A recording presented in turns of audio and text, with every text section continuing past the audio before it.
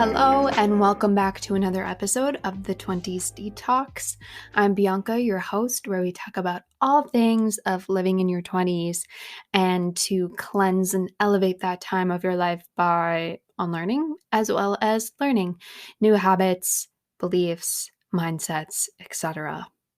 So, I meant to record this earlier. I feel like this episode has been very difficult for me to record.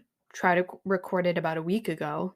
Before, I was like, I really want to get this hike in because we had a fresh snowfall. I love hiking after a fresh snowfall because there's so much snow in the trees and it's just so magical. You guys know me. I love winter. I love the snow. And it is an unpopular opinion, but if you bundle up properly, it's such an enjoyable experience and there's so much to do. It's about 5 minutes from my home, like a 5-minute drive, and my sister and I went over to this spot. To be honest, the roads were not plowed properly, so we had to park in an area of the road where there was still a lot of snow. I didn't really think much of it, although it is a Ford Focus. And those little guys are not really meant for the snow, let's be honest, but we also were like the first people to be there since the snowfall, so we didn't bring the proper attire. Like, we did not bring our snowshoes. We decided, like, let's just go through with it. Like, it's not that big of a deal. And so we just kept hiking, and it was so nice. I feel like every time I walk in that forest, I feel much more grounded and at peace. So the thing was, when we come back to the car and we're about to go back home, because one, I was going to record the episode, and two, I was also on for making dinner that night. Um, we tried to move, and the car was revving, but it wasn't going anywhere. We'll just keep it simple like that. I look over to my sister and I'm like, shit. All right, what are we gonna do? We giggled, and it's like, realistically, yeah, we're subtly stranded, but we're 5-minute drive from home. I'm like on my hands and knees scooping snow from underneath the car, hoping that it's gonna move.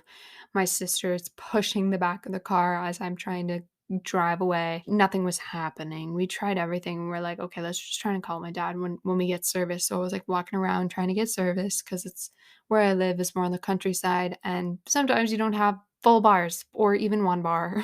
I eventually got a hold of him, and then he was 20 minutes away and just helped us get out of that area of the side. But we had a good time. We made the best of it. The SOS SZA playlist was downloaded and on my phone, and then she also had some M&Ms in the car, so we were having a good time. But getting into stuff that ground me, today we're going to talk about all things self-care. I think that word self-care has been going around all over social media. Maybe a lot of you are all female, but there's also this weird thing around it that self-care is primarily just for females because of the way that it's been demonstrated on social media. And that's something I want to get into because it confused me into what self-care really was. My whole life, I guess, I was very insecure with the way that I looked. I found that I created this model of how I should look like in order to be respected and loved in this society, because there's so many trends being thrown around and being expected to look a certain way. The female should be pretty and youthful no matter what. I see my mom, who is approaching 60 now, still struggling with that. Obviously not to the same extent. She said when she turned 25, she really started to embrace herself and start to love herself and find herself beautiful, but it took her to being 25 to do that, 25 years. And I really want to dive into maybe why it takes that long for some people, and for others, they're in their 50s and 60s that are starting to realize all those years that they spent just being so worried about what other people will think of them because they do not look the part. What I found was, if I didn't look good that day, or maybe my skin broke out, then my whole week would be ruined, right? Because nobody's going to want to look at me. I'm not maintaining this model that I've held for myself. This model meaning this idea, this thing I built, not like a fashion model, like something I built. A lot of it derived from just being like really insecure. And I, and I didn't even do sports as a kid that really emphasized that. I was in karate. Talk about like no makeup, no kept hair. But I think no matter what, growing up and being in school and seeing other girls go through that and social media as well, holy, it can be super toxic in that sense of seeing certain models, conditioning ourselves that we need to change ourselves, that we need to maintain certain appearances for being worthy. So messed up. If you were a guy, you probably already clicked off listening to this, but your worth doesn't necessarily need to be put into looks for being like this bad thing. Like it's put into so many things outside of us based off of what society has kind of taught us. And it's put into school, and it's put into finances and success and work and status. Men more so put their worth into financial success, their work and career, because these stereotypes of the men being the provider, right? They put their worth into that, and the woman is being put into their aesthetics and looks and, how well they can serve others. That's something that I really want you to maybe gain some enlightenment today is, what do you feel like you may put your worth into? This is a kicker when I realized I did this too. It's when I felt unworthy if I wasn't serving enough people. That was weird. You think, oh, that's such an amazing thing. But if you feel the need that you constantly need to serve other people in order for you to appear as a good person, or you to appear as being worthy of attention and love, then it isn't fully altruistic, because it is about yourself at the end of the day. You're doing it out of fear of not being respected, of not being loved. That is all the ego. This one book called the Untethered Soul really put into a great perspective for me of how much of myself, my looks, were tied with worth, and how much that affected my self-care routine and just how I carried myself. The reason why I started with worth was because maybe a lot of women that are listening that were taught self-care a certain way or shown self-care a certain way was actually making this association of worth with something external even worse. We thought we were taking care of ourselves, but we're actually just serving society's kind of stereotype thrown on women that they need to look beautiful all the time. And we may not even be serving ourselves at all. So, like I was saying to you guys, this is The Untethered Soul, The Journey Beyond Yourself by Michael A. Singer. If anything happens that challenges how you view things, you fight, you defend, you rationalize, you get frustrated and angry over simple things. This is the result of being unable to fit what's exactly happening in your model of reality. If you want to go beyond your model, you have to take the risk of not believing in it. If your mental model is bothering you, it's because it doesn't incorporate reality. Your choice is to either resist reality or go beyond the limits of your model. In order to truly go beyond your model, you must first understand why you built it. The easiest way to understand this is to study what happens when the model doesn't work. Have you ever built your whole world on a model of life predicated upon another person's behavior or the permanence of a relationship? If so, have you ever had that foundation pulled out from under you? Somebody leaves you, somebody dies, maybe something goes wrong. Something shakes your model to the core. And when this happens, your entire view of who you believe you are, including your relationship to everyone and everything around you, begins to fall apart. You panic, and you do everything you can to hold it together. You beg, you fight, and struggle to keep your world from collapsing. That's deep, isn't it? So much of that specifically happened to me during the pandemic. And it's the reason why I understand more of how to take care of myself and all the ways that I actually wasn't right there.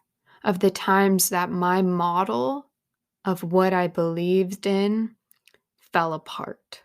For example, it sounds really, I'm going to do a superficial one right now so that we're a little bit less deep in this moment and people can maybe not feel too overwhelmed.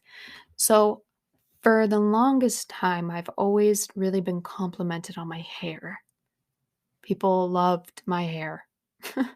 My sister also has the most beautiful hair. She has red hair, the curliest locks, and they're so, so pretty. The two of us have been, told since we were very little of how beautiful our hair was.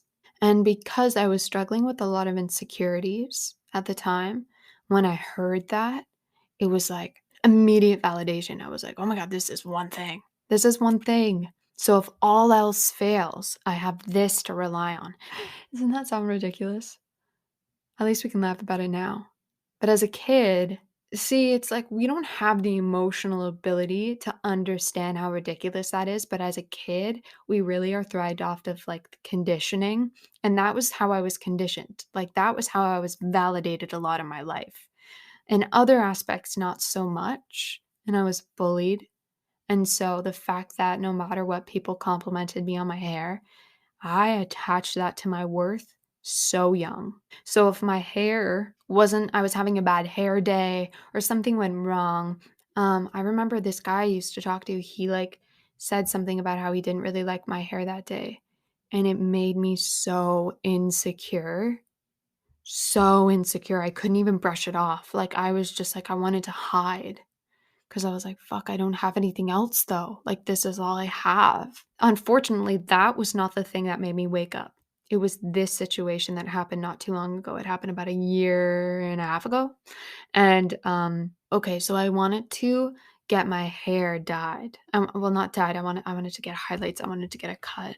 And, I was at the time starting to appreciate more of my natural curls and hair color. I went to my hairdresser and I was like, "Okay, like can we just get like a little bit of like these highlights? I don't want a lot. I don't want too blonde. Like I'm trying to embrace my natural. I want it very natural." When it was done, not so natural. It was actually really blonde. I was struggling with a lot of people pleasing at the time. So I don't know if you guys have ever got your hair done or your nails done or anything like that, and you absolutely fucking hate it, but you're still like, yeah, thank you so much. Here's a 20% tip. Like I just did not know how to tell her. Like I was really not happy and so, okay, that wasn't even the worst part of it. So I text my friend who is a part-time hairdresser and I was like, "Hey, can you fix this? I just want to tone this down a little bit. Don't really like it." So she comes over to my house and we're like setting it up. I'm feeling really confident and whatnot. And then I wash out my hair and it's fucking black. She comes back over. We're doing this like bleached conditioner thing. I don't know. And strips it. Now it's orange. So it went from being like my natural hair color, kind of like not fully my like at the roots, to way too blonde, to way too dark, to orange. So what happened there? Basically, my model fell apart. It didn't incorporate reality. It didn't incorporate the reality that shit happens and my hair is not going to look amazing every day. And there will be phases where it's in a good hair time or it's in a shitty hair time. And me obsessing over the self care, as I thought, routine to make sure my hair looked good and other things was my way of trying to maintain this model that could never be maintained to the way I would feel content with. Like, I would definitely be stressed out if it was a bad hair day, no matter how much I tried, no matter how many hair masks I would put in. It was just ridiculous. Like some days, man, you don't need to have your hair done. You really don't. Just throw it in a bun. Move on with your life. There's so many more important things to worry about than how your hair looks. Last little thing of this book that kind of talks about that, and it is, but our whole world doesn't have to fall apart in order for us to see what we're doing in there. We are constantly trying to hold it all together. And if you really want to see why you do things, then don't do them and see what happens. If you want to see why you care so much about what you wear and what your hair is like, then just don't do it one day. Wake up in the morning and go somewhere disheveled with your hair a mess and see what happens to the energies inside of you. See what happens when you don't do the things that make you comfortable. What you'll see is why you're doing them. And that is exactly what happened to me. When my hair was not in the way that I set my model up, and these energies of insecurity, of pain, of unworthiness that came up, I was like, damn, that means I'm putting my hair into those things, into making me feel more secure, into making me feel more worthy. Something so superficial like my hair should not ground something so deep of a sense of security and worthiness. Like, man, we're going to get into how to kind of build a better self-care routine that really aligns with you, but has that deeper meaning, like of what it really is. In the past, when I was so immersed into my worth being tied to my looks, what I didn't realize that whole time is I was not taking care of myself. I was maintaining myself. Like I said earlier, the term self care has been all over social media. And because of, that issue with worthiness, but also what society kind of taught women specifically, I feel like self care was targeted towards only women, which is so wrong. And it's because of the way that it was portrayed with the face mask, doing a hair mask or all that stuff. Guys would not really resonate with that in the same sense. And it wasn't until I watched this YouTube video by Alexandra Girly Talk where she spoke about how well-being and actually self-care is a lot way more than just like painting your nails and putting a face mask on. Getting into quick definitions here, I want to explain the differences between self-maintenance and self-care. So, self maintenance is a task designed to maintain the appearance and function of your body. So, it doesn't even need to be on beauty standards. It can be just getting enough sleep, making sure you're eating properly, working out and moving your body, showering, brushing your teeth, doing a skincare routine. All of that are maintaining the appearance and function. That is what that task is for. So, I don't want to disregard that a lot of self maintenance tasks are just not worth it because this is where what self care means really comes into play. And it is self care is a leveled up task to improve your emotional and mental health. So, it focuses on a sense of enjoyment or peace, mainly peace, I would say, with life so that you feel more aligned. Some of those tasks that I said earlier may provide a sense of peace and alignment. And that is really important to notice. That is why we should not mindlessly follow all these other people's morning routines. That may fully align with them. Side note, I would, question a girl that does a Euphoria Cassie morning routine. I would say that's not self care. That's like a little bit of an obsession, and you're dealing with insecurities there. Just saying, my girl.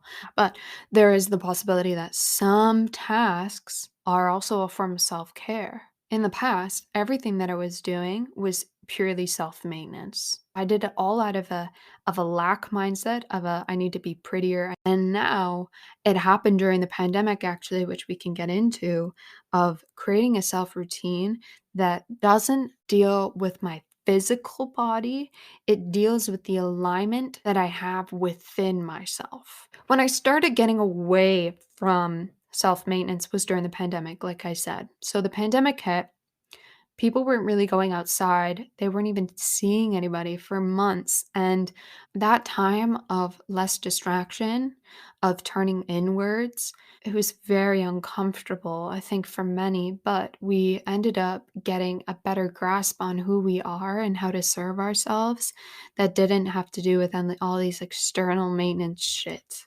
That's when I really got into what I love. now, and I do almost every day, and it's journaling and meditating. I started with those two things because I found that a lot of all these self maintenance tasks, what I craved the most out of all was the recognition and the validation that I did not get anymore because we didn't see people.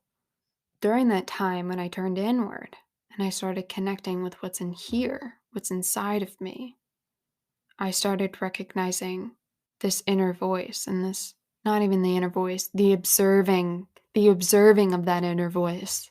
I don't really have a day where I dedicate self-care. Every day I like to do a little bit of thing of nourishing my soul. And that is usually I meditate. I try to meditate every morning. I don't put some sort of rigid expectation of how it should look like. Some days I can meditate for half an hour easy. And other times it's struggling to get 5 minutes. And I just got to give myself some grace in that moment. So there's also a lot of flexibility and letting go and basically going the ebbs and flow of a routine itself in my self-care. Like there was no set routine like my self-maintenance. That's one of those differences right there. Yeah, I definitely was leaning away from external validation and I went more internal. In the beginning of this episode of me talking about hiking, I would say going for a hike once a week. I'm going to try and do that more. And being out in nature is probably one of the most therapeutic things for me, period. That is my ultimate form of self-care. It's just going on a hike and being out in nature.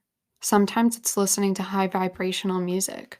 I find that the more that I'm becoming in tune with myself, the less I'm interested in this like down R&B music that makes me feel fucking sad.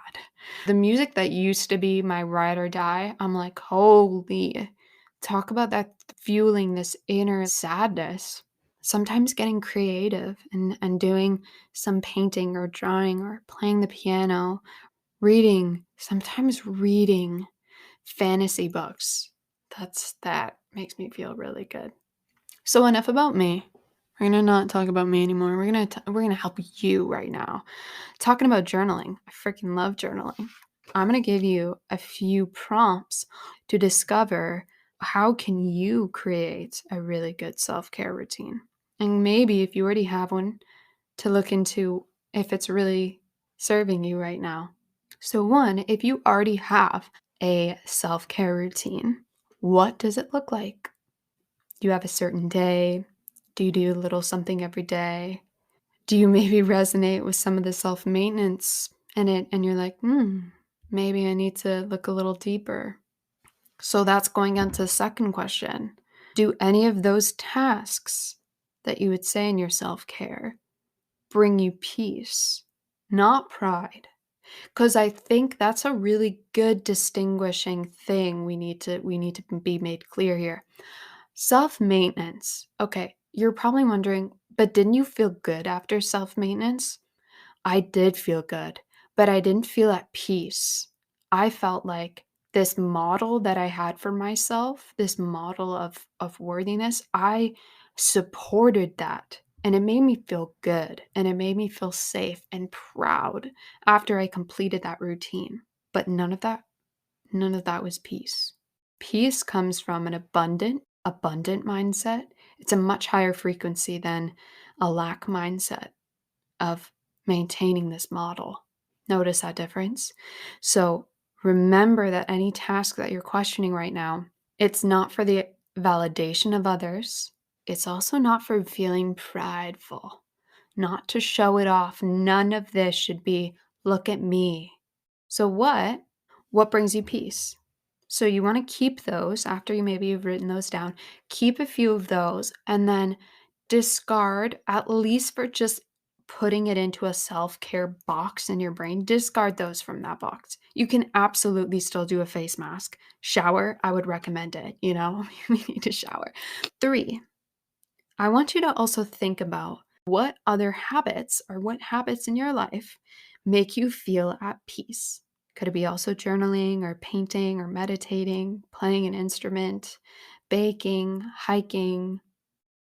spend a couple moments of just figuring out like what brings you peace. Because I also want to reemphasize the importance of autonomy, of understanding that we're all unique and we have to create individualized routines for ourselves. For now, how are you going to implement that into your routine? And I want you to be realistic. All right. Like, I don't want you to say, I'm going to do this every day. I'm going to do this massive routine every Sunday. Unless you have a lot of free time on your hands, that won't happen. Start small. If you have no knowledge in self care routines, pick one habit, just one. And then, lastly, and really important, adjust if needed. So after a few weeks, I want you to see if whatever you're doing is really working for you. And if it doesn't, switch out a new habit. Try something new. I know meditating and journaling is really important. But if you are not in a good place right now and you need to maybe do something else and it's really not benefiting you, don't feel bad for just not doing it right now and switching to something else. We're not going to revert to the maintenance task, or we're going to try something else to maybe eventually get there one day. It took me years to figure out how to meditate properly. And to this day, I'm still not consistent with my journaling. And that's all right. And also, journaling doesn't necessarily need to be deep all the time. It can just be writing out your thoughts. It can just be writing 3 things you're grateful for or reflecting on your day. And it can be 3 sentences. So that kind of sums up a bit of this episode. I also think it's kind of cool how this episode is going to be going up the day before Valentine's. So I guess we kind of started this whole conversation or had a bit of hopefully enlightenment about how to love yourself better, because Valentine's doesn't necessarily need to be this amazing thing just because you're in a relationship. You can have an awesome Galentine's night or a self love, self care night. And now, with this new knowledge that I've hopefully provided for you guys, it can actually truly serve you. So I hope whatever your situation is, you have an amazing Valentine's Day, and I can't wait to talk next week. It's really exciting. I have my very first guest coming, and yeah, so I hope that you have an incredible day, and I can't wait to talk with you guys next week. All right? Bye.